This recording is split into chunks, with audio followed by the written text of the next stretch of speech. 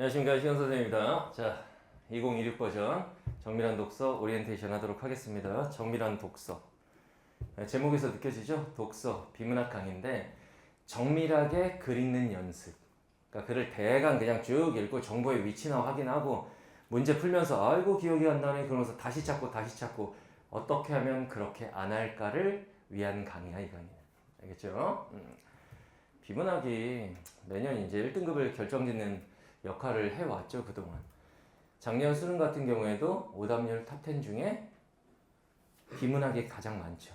오답률 탑5로 범위를 줄이면 애들이 많이 틀린 5문제 중에 내문학이 비문학이었지.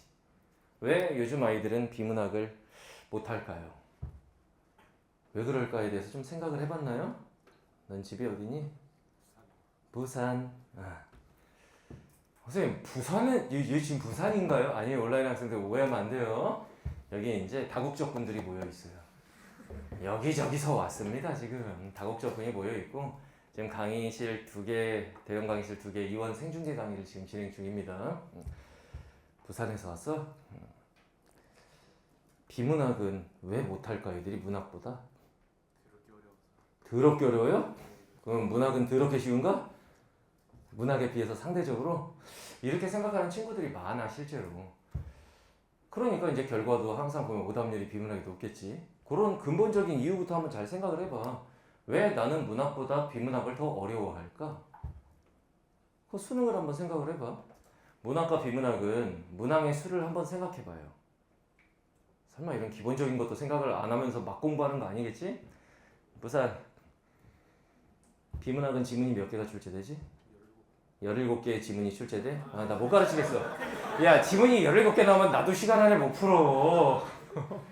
지문의 개수로 생각을 해봐. 지문이 몇 개 나와요? 3개보다는 더 나오죠? 4개인가? 4지문이 출제가 되죠. 지문 4개에 이제 17개의 문제가 출제가 되죠. 문학은 지문이 몇 개 나와? 글쎄요? 너 집이 어디니? 서울이 다 네 거냐고. 그러니까 어디? 목동이에요? 문학은 지문 몇 개 나오니, 수능에? 18지문이 나와? 나는 얘네들은 도대체 생각을 하고 사는 거야. 뭐야, 이거. 아니, 지문의 개수로. 문항수 말고, 지문의 개수로. 내가 지금 이렇게 물어보지만, 의외로 이거 모르는 애들이 많아. 그냥 생각을 해본 적이 없어. 그냥 시험지 딱 주면은 한글이다! 그러고 막 읽고 푸는 거야, 그냥. 야, 기본적인 시험의 체계는 생각하고 풀어야 될 거 아니야. 문학 지문도 4개의 지문이 출제가 돼요. 문제는 몇 문제? 18문제. 죽여버릴 거야. 그러면 너 선택 과목 뭐야? 없네. 그러면은 비문학이 얘가 17문제라고 했고 문학이 18문제면 35니까 45문제니까 엄매는 10문제네요. 야, 좀 생각을 하면서 살자, 우리가. 문학도 17문항이죠. 생각을 해보면 문학이나 비문학이나 지문 개수와 문항수가 같아요, 현행 수능은. 그런데 여러분들 학교 교육 자체는 어디에 치우쳐 있는지 잘 생각해봐. 여러분들 초등학교, 중학교, 고등학교 거치면서 국어 시간이 그래도 일주일에 뭐 4시간, 5시간 이렇게 있었잖아. 근데 그런 시간들에 주로 뭘 했나 생각을 해봐. 주로 어느 쪽에 치우쳐 있니? 문학에 많이 치우쳐 있죠.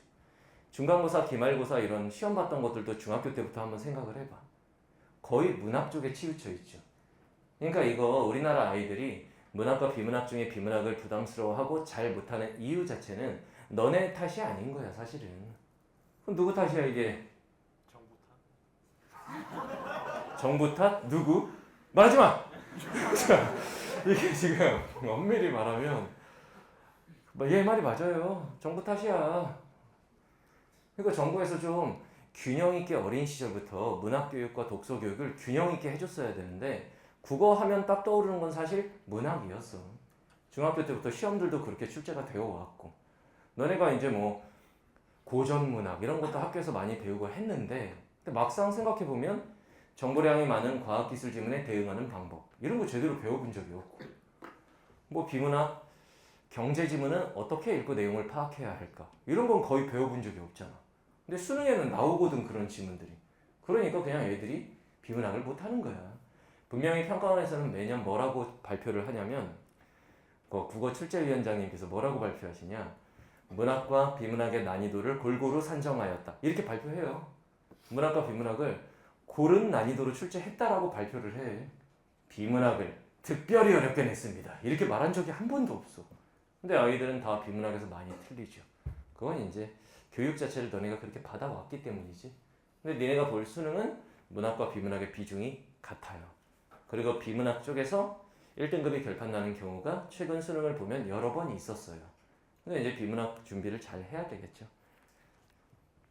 비문학을 잘하려면 어떻게 해야 되느냐, 그런 얘기를 이제 조금 할 겁니다. 자, 일단 봅시다. 비문학 이렇게 공부하면 망합니다. 독서 영역이라고 하지만 선생님 그냥 비문학이라는 말을 쓸게. 독서는 뭐 책 읽는 게 독서고, 그지?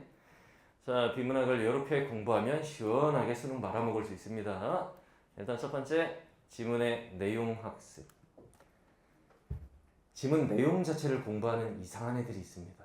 그리고 문제집 같은 데도 이런 거 써놓으면 안 되는데, 사실 문제집에 특정 지문과 관련해서 배경 지식 넓히기 이런 게 막 정리가 많이 돼 있어요. 애들은 그걸 읽으면서 그 지문과 관련된 내용과 배경 지식을 공부를 하는 거야. 허탈하지 않니? 그 내용이 수능에 안 나올 걸 뻔히 아는데 내가 이 지문의 내용을 공부한다는 거 굉장히 허탈한 일이잖아. EBS 무슨 연계 지문 공부한다. 그러면은 좀 의미가 있어요. 왜 이거 연계해가지고 그 비슷한 관련 개념들이 지문에 나올 수 있으니까. 그런데 우리가 기출 분석을 한다거나 일반적인 비문학 문제집을 풀면서 이 지문에 나오는 내용을 공부한다. 이 지문에 나온 철학자의 사상을 공부한다. 말이 안 돼. 지금 공부의 핀트가 완전히 나가버리는 거죠. 이렇게 공부할 수는 없다는 얘기야. 그죠? 자, 그 다음에 두 번째. 그냥 무지성 기출 N회독. 그냥 기출 한 3회독, 4회독 하면은 성적이 오르는 줄 알아요. 오를 수도 있어. 제대로 공부하면 당연히 오를 거고, 제대로 공부하지 않아도 공부를 양 많이 하면 전보다 한두 개를 더 맞을 수는 있겠지. 그런데 별 생각 없이 그냥 N회독을 한다. 나중에는 그냥 딱 지문 보면 나 이 지문 알아. 그러니까 되게 좋아해요. 그게 좋아할 일이 아니거든. 그게 독이야, 독. 시험장에 가면은 나 이 지문 알아. 이런 지문은 없거든, 비문학은. 문학은 있지. 아는 작품 탁 나오면 나 이 시 알아. 이렇게 되는데 비문학 첫째 줄 딱 보자마자 내가 아는 지문이군. 이런 게 있냐? 그런 건 있을 수가 없는 일이잖아. 그런데 막 여러 번 N회독을 기출을 돌려놓고는 나 이 지문 알아. 문제를 딱 보면 우와, 답도 기억나. 막 이래요. 그게 좋아할 일이냐? 그렇게 공부하면 망한다는 애. 그냥 별 생각 없이 N회독. 하도 이제 뭐 인강 선생님들도 그렇고 기출이 중요하니까 최소 3회독을 해야 한다. 무슨 애들 생애시키는 거야 뭐야? 그런 식의 3회독 이런 거 의미 없어요. 그냥 아무 생각 없이 N회독 하면 되는 줄 알아. 요게 문제인 거고 요거 안 통해요. 그 다음에 문제풀이도 그냥 문제 풀고 채점하고 틀린 문제 답안지 보고 그렇구나. 그 다음 질문 문제 풀고 채점하고 답안지 보고 이래서 틀렸네. 다음 질문. 이거 의미 없어. 그냥 문제를 많이 푼다고 통하는 게 아니잖아. 국어 영역은 문학도 그렇고 비문학도 그렇고 양치기가 안 통해요. 그나마 양치기가 통하는 거는 뭐 언매 정도? 왜 언매 같은 경우에는 배울 내용이 딱딱딱 단원별로 정해져 있죠. 그런 것들은 문제 많이 푸는 애들이 유리할 수 있어. 근데 비문학은 단순히 문제 많이 풀었다고 해 성적이 잘 나온다? 그게 아니라는 건 니네가 더 잘 알 거야. 그럼 아무 생각 없이 문제풀이를 하는 게 아니라 일치 문제는 이렇게 하면 빠르고 정확하게 풀 수 있고 실수가 안 나올 수 있다. 이런 문제 유형별 풀이법에 대한 학습을 하고 그 다음에 문제풀이 이렇게 가야 되는데 그냥 막 푼단 말이야. 문제 유형이 뭐가 있냐고 물어보면 애들 대답도 못해. 비문학 문제 유형 몇 가지예요? 4가지예요? 왜? 보통 한 질문에 밑에 문제가 4개 나오니까? 아니에요. 4가지가 아니야. 이런 것들을 우리가 좀 공부를 하고 그 다음에 문제집 풀이 이렇게 가야겠지. 야, 수학 같은 경우에 내가 공식, 개념 이런 거 안 배웠는데 그냥 풀어. 이게 되는 거야? 안 되잖아. 단계라는 게 있잖아. 그러니까 비문학도 그런 어떤 공부를 문제 유형별 풀이법이나 이런 거에 대한 접근, 공부를 하고 그 다음 종합적인 4문제짜리 문제풀이 이렇게 가야 되는데 그런 게 없단 말이야, 애들이. 국어다 보니까 한글로 다 써 있으니까 그냥 읽고 풀면 되는 줄 알아. 되죠. 어렸을 때부터 책을 엄청나게 많이 읽어서 자신도 모르게 독해력 자체가 몸에 내재되어 있는 애들은 그냥 읽고 풀어도 1등급이 뜹니다. 근데 요즘에 대다수의 아이들은 그렇지 않잖아. 그러니까 여러분 세대가 국어를 좋아할 수 없는 세대고 특히나 비문학은 쥐약이에요. 싫어. 왜냐? 여러분들은 활자 세대가 아닙니다. 여러분들 부모님들은 활자 세대야. 만약에 부모님들이 수능 공부를 해서 수능을 본다고 했을 때 너희보다 잘 볼 수 있는 거의 유일한 과목 국어예요. 여러분들보다 어휘력이 부모님이 더 좋을 테고 부모님들은 활자 세대야.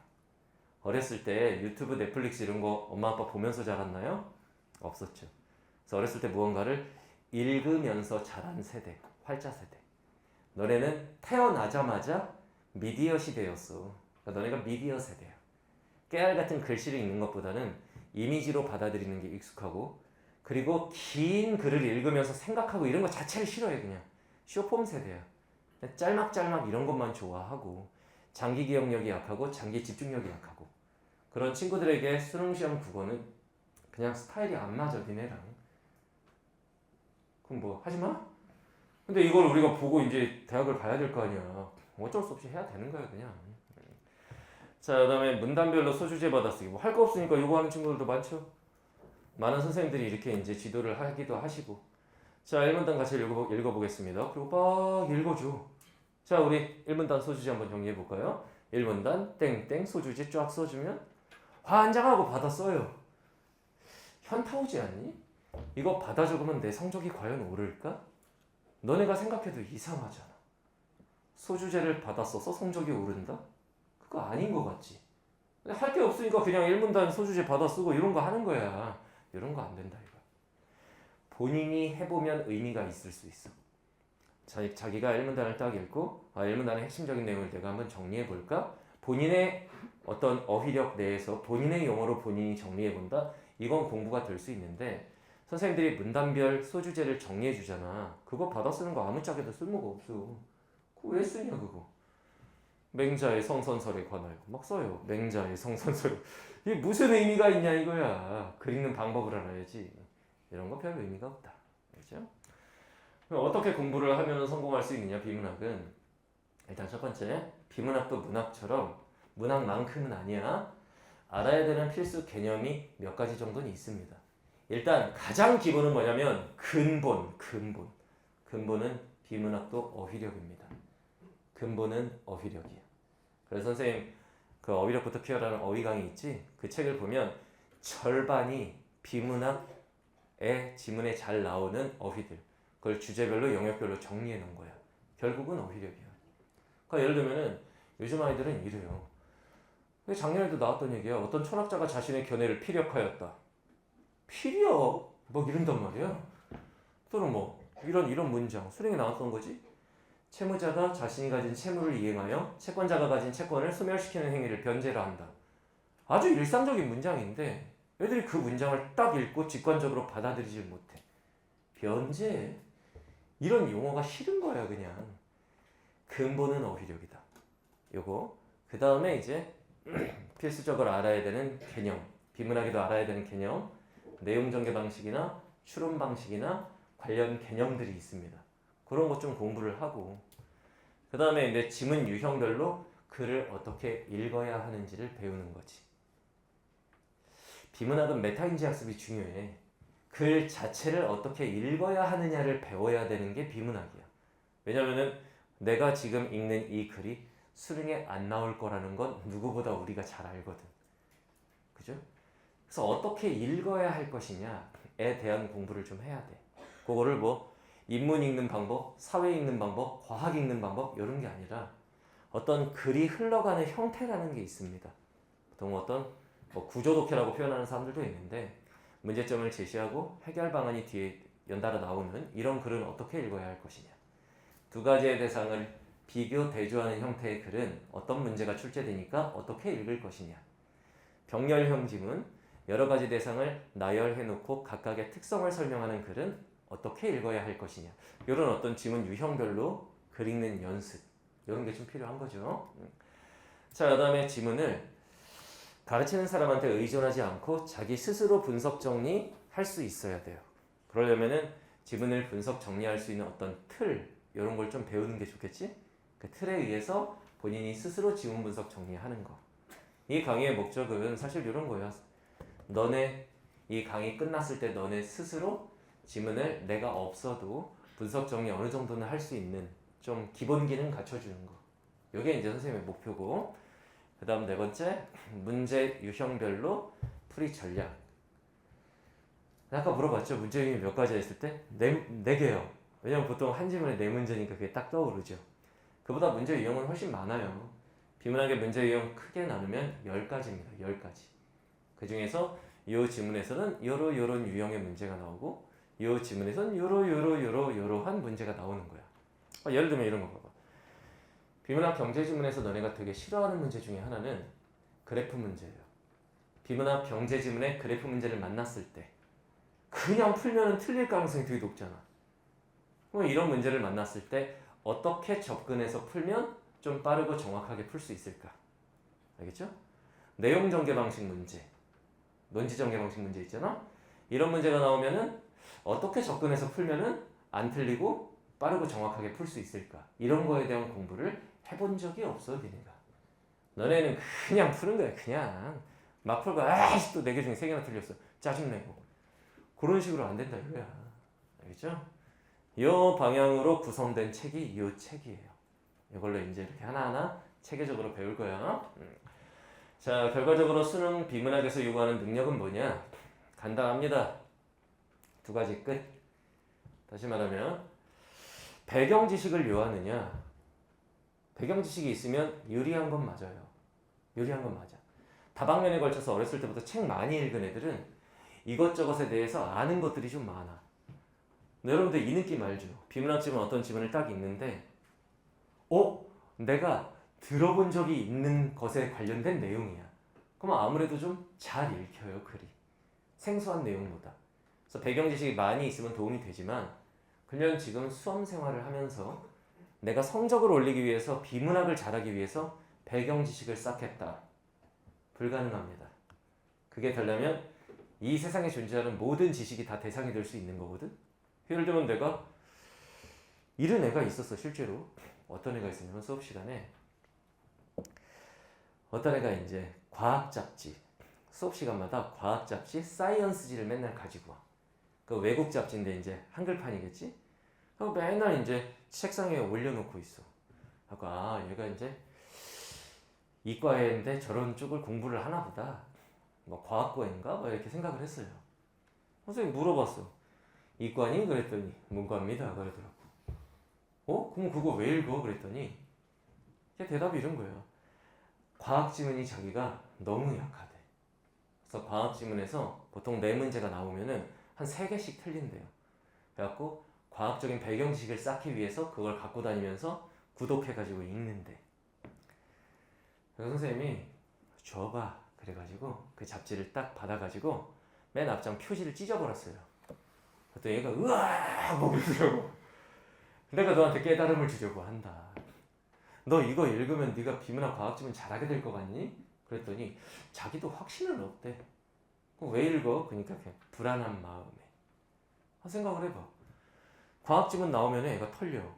근데 요즘 수능은 과학지문이 100% 나온다는 보장이 없어. 과학지문 또는 기술지문 둘 중에 하나가 출제가 되는 거야. 내가 그 얘기를 했어.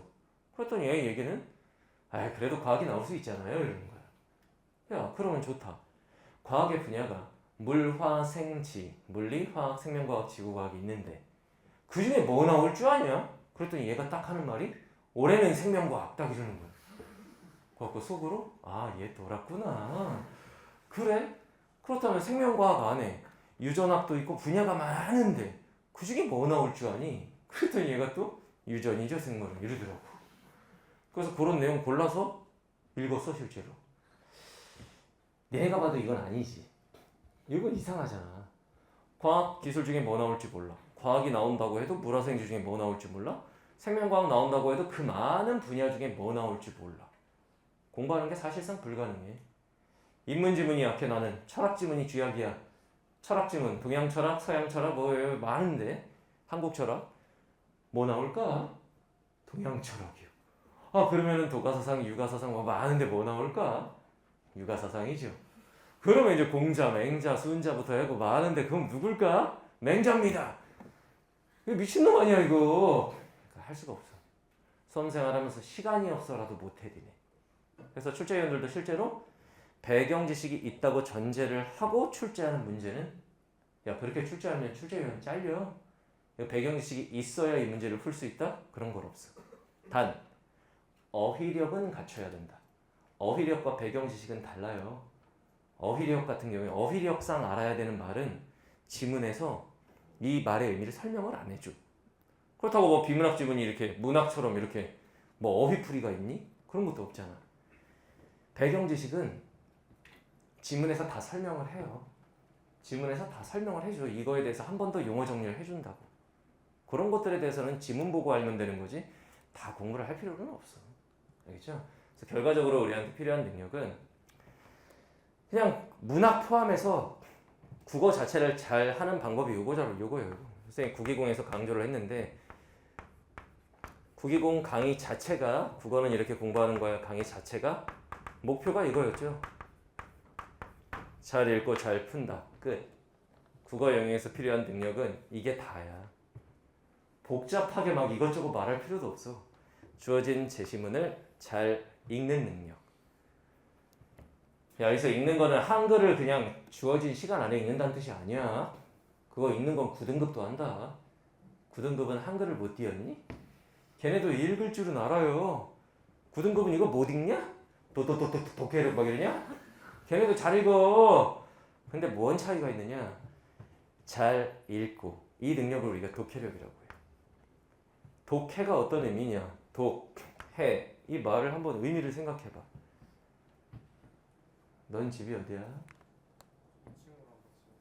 목동이에요? 독해 독이 뭐니? 독해력 할 때 독 죽여버릴 거야. 아니 이런 말 정도 우리가 딱 떠올려 보면 당황해서 그래요. 야, 넌 집이 어디야? 인천이에요? 학교 어디 나왔어? 모르겠어. 자, 독이 뭐야? 독해력, 독서가 무슨 뜻이니? 다 죽여버릴 거야. 야, 이렇게 하면 여기 지금 온라인으로 듣는 전국에 있는 애들이 너네 바보인 줄 알아요. 너 바보야? 아, 그래요? 아니잖아. 자, 독이 무슨 뜻이에요?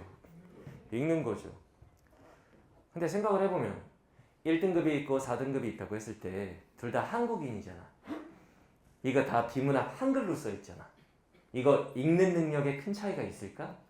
읽는 능력은 별 차이가 없어요. 결과적으로는 여기서 관련인 거야. 해. 독해력. 읽고 해가 뭐야? 풀어요? 아니 푸는 건 여기 문제풀이에서 풀 거고 해석이 아니야. 얘들아 영어 독해의 독해는 읽고 해석하는 거야. 왜냐면 이거는 남의 나라 말이니까. 다른 나라 말을 우리말로 해석을 해야 받아들일 수 있죠. 근데 비문학 지문을 보면 이거 다 뭘로 써 있어? 한글로 써 있어. 너 한글 하나하나 해석하니? 안녕? 그러면 아, 저 사람이 지금 나에게 잘 지냈냐고 안부를 묻고 있구나 이렇게 해석하냐? 직관적으로 팍 받아들이는 거지. 그래서 해라고 하는 건 해석이 아니에요. 뭘까? 이해하는 겁니다. 똑같이 한글로 되어 있는 글을 읽어도 읽는 능력엔 큰 차이가 없는데 1등급과 4등급은 여기서 차이가 많이 나. 이해하는 능력. 4등급 친구들은 진짜 4등급을 비하하는 게 아니야. 그냥 그 실력을 비교하면 이렇단 얘기야. 4등급 친구들은 그냥 제한 시간 안에 읽은 거야. 그러니까 걔는 글씨를 읽은 거야.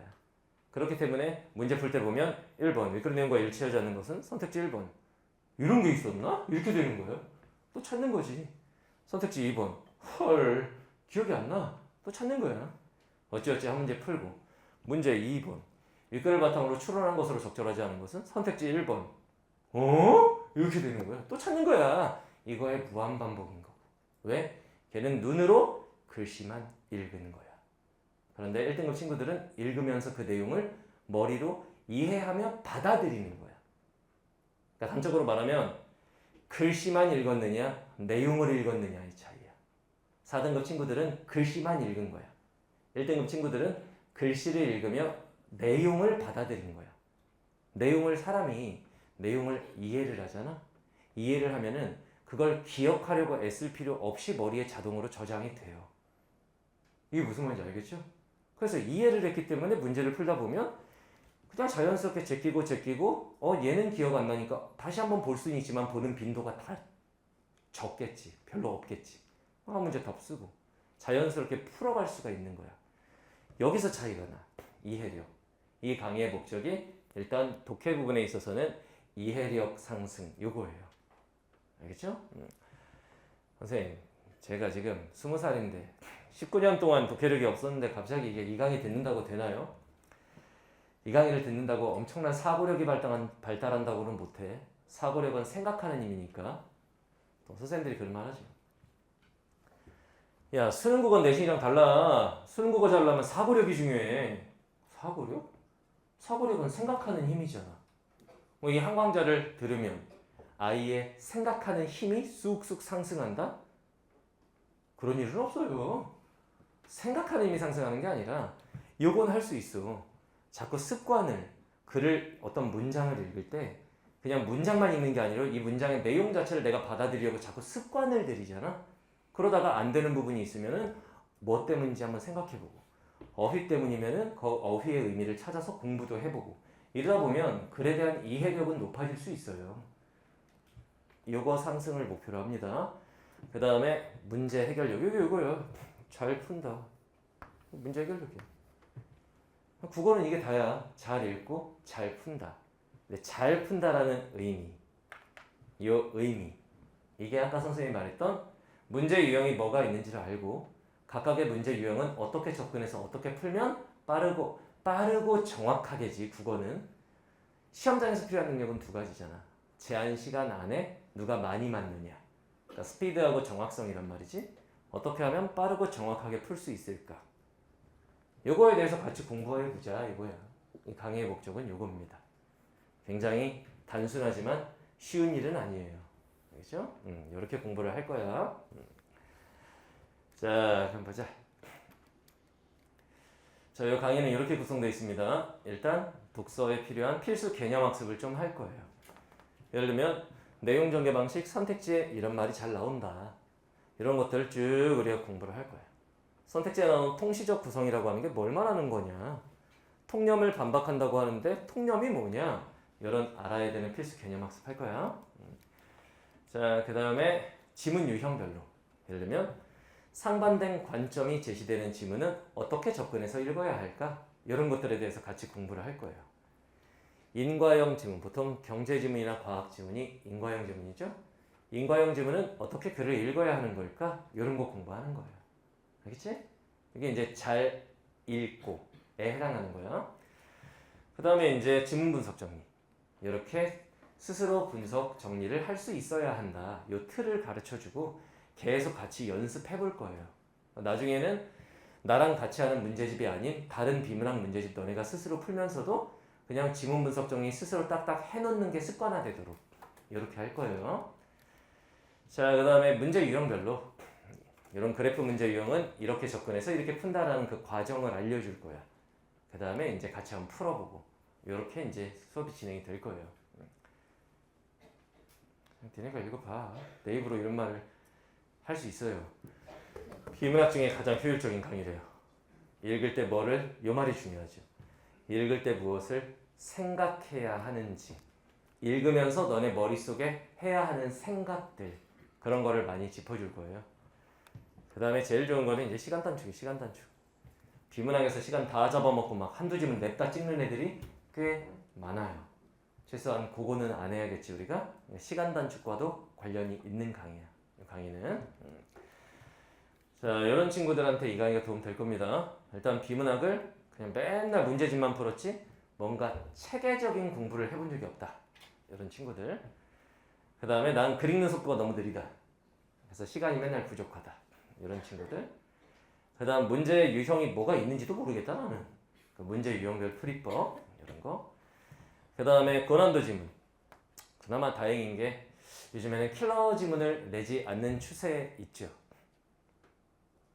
어떤 애가 나한테 이런 질문을 하더라. 선생님, 킬러 지문, 킬러 문항을 내지 않겠다는 예전 정부에서 발표한 거 아닙니까? 근데 지금 보면 좀 분위기가 이상한 것 같은데 이렇게 되면 뭐 부활할 수도 있나요? 막 이런 걸 물어보더라.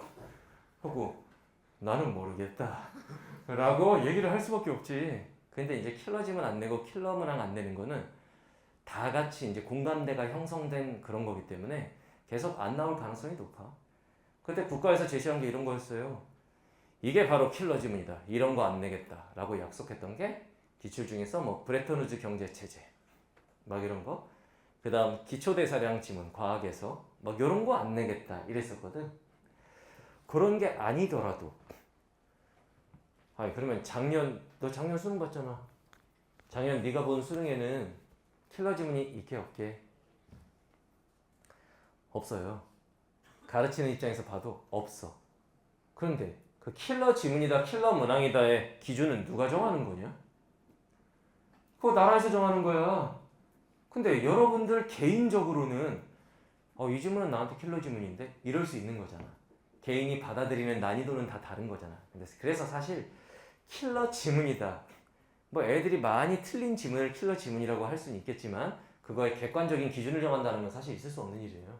좀 난이도가 높은 지문에서 멘탈 털리는 친구들, 그런 친구들을 위한 강의고, 물론 이 강의는 따로 있습니다. 나중에 고난도 독서 커리가 이게 하나가 아니에요. 국기공에서 한번 배우고 그 다음 여기에서 이게 이제 독서 강의 중에서는 좀 쉽지는 않아. 근데 좀 기본에 속하는 강의고, 그 다음에 이제 뭐 경찰대 지문이라든가 리트 지문이라든가 이런 거 들어봤죠. 그런 거 관련된 커리가 또 하나 나올 거예요. 나중에 여름 이후에. 그 다음에 답을 쓸 때 뭔가 정확한 답의 근거가 아니고 자신의 어떤 생각에 의해서 답 쓰는 애들. 그거는 이런 애들이 점수 잘 나와. 예를 들면 어떤 애가 답을 3번을 썼어. 내가 물어봐. 왜 3번 썼니? 그랬더니 선생님 지문에 이런 내용이 나오는데 제가 생각해보니까 답이 3번 같습니다. 얘는 죽을 때까지 1등급이 없다. 자신의 생각에 의해서 답 쓰는 애들. 근데 또 어떤 애는 똑같이 3번 썼는데 너 왜 3번 썼니? 그랬을 때 선생님 세 번째 문단 둘째 줄 보면 선택지 3번 관련 내용이 있는데 이거 안에 있는 말의 의미만 조금 바꿔치기 한 거지 이 말이나 이 말이랑 같은 맥락입니다. 그래서 저는 3번 썼습니다. 얘가 1등급 나올 가능성이 높아. 객관적인 근거를 가지고 답을 쓰는 애들. 이게 습관이 돼야 돼요. 알겠나요? 이런 친구들. 자, 이 강의는 강의 전범위 손글씨 해설지가 제공이 될 거예요. 손글씨 해설지 만들어 놨거든. 그 손글씨 해설지가 그 진도에 따라서 제공이 될 거고 이투스 선생님 페이지나 선생님 네이버 카페에서 볼 수 있습니다. 자, 그 다음에 이제 카페 가입을 해야 되는데 거기에 이제 자료들이 많이 있습니다. 거기에 있는 자료들 여러분들 무제한으로 마음껏 활용하세요. 문제 유형별로 뭐 영역별로 문제들도 많이 만들어서 넣어놨고 거기 자료들 많이 활용하세요. 알겠죠? 끄덕끄덕하네. 너네는 거의 접속이 안 될 거야. 얘 지금 기숙학원이라서 여기 애들이 네이버도 못 들어가냐? 못 들어가?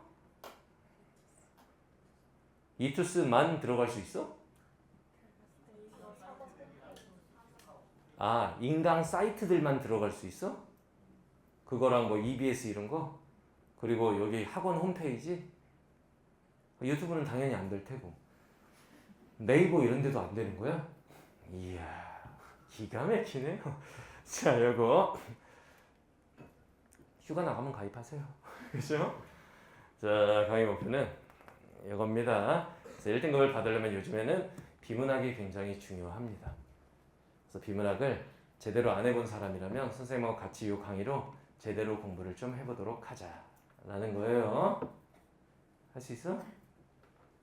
제대로 하려면은 눈이 살아있어야 돼. 전국에 있는 수험생 그리고 여기 앉아있는 저쪽 지금 라이브로 듣고 있는 친구들도 오늘 들어가가지고 거울로 자기 눈 한번 보세요. 내 눈을 내가 봤는데 파버리고 싶다. 이거는 올해도 실패다. 모든 어떤 열망이나 모든 것들 수험생활을 하는 자세나 태도 이 모든 것들은 사실 그 눈에 다 들어있어요. 어떤 사람 눈을 보면은 이 아이가 어떤 열망을 가지고 어떤 생각을 가지고 공부하는지가 다 드러나. 그러니까 눈이, 너 아까 내가 네 눈빛 좋다고 그랬지. 눈빛 자체가 좋은 친구들이 있어. 여기 보이는 애들. 또 어떤 친구들은 눈이 이렇게 돼 있는 애들이 있어. 수업 시간에 이렇게 쳐다봐. 이건 이미 글렀어. 이거는 누구 강의를 들어도 안 되는 건 안 되는 거야, 그냥. 이렇게 되는 거거든. 알겠죠? 오늘의 교훈은 집에 가서 자기 눈 한 번씩 쳐다보세요. 내가 봐도 내 눈이 좀 약간 한심스럽다. 그러면 눈 갈아 껴야 된다. 알겠어요? 그렇게 하고 뭔가 열정을 가지고 공부하도록 하세요. 자, 오늘은 여기까지 하고 본강에서 봅시다.